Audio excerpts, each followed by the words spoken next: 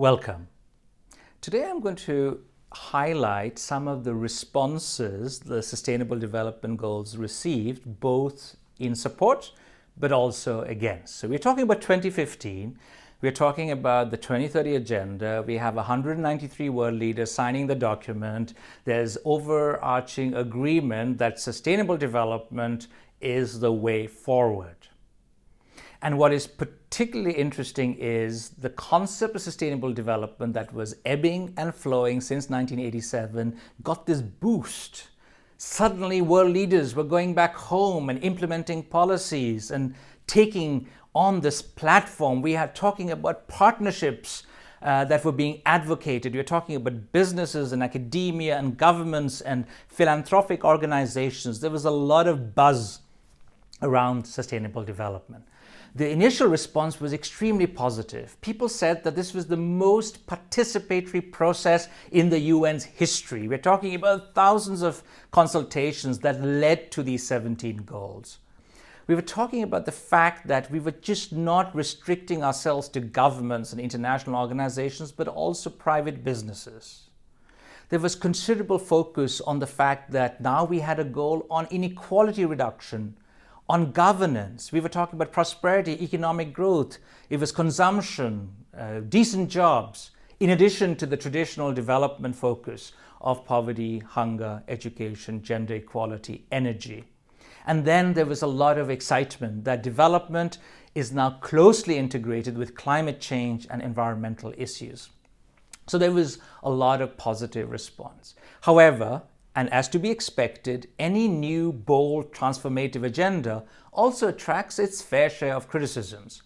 So noted economists like William Easterly came up very quickly and said that SDGs stand for senseless, dreamy, garbled, that there was just too much of a wishy-washiness to the concept. It was everything, be in harmony, play sports, and just basically our high school wish list to save the world.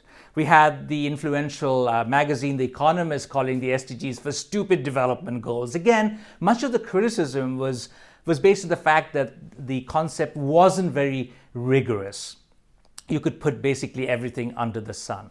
There were also a number of people criticizing just the sheer number of goals. We were talking about 17 rather than the 8 Millennium Development Goals. So you had influential politicians like the former Prime Minister of the UK, David Cameron, saying we should have had 8 or maybe 11.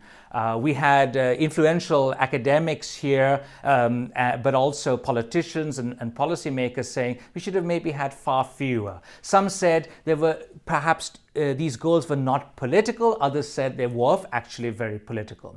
And finally, there were lots of people who were questioning whether this kind of new ambitious agenda would release additional funds through aid, through taxation, through trade, through private businesses to achieve these goals. So just to sum up, there were lots of responses that were extremely positive. They loved the idea of this enormously complex but integrated agenda.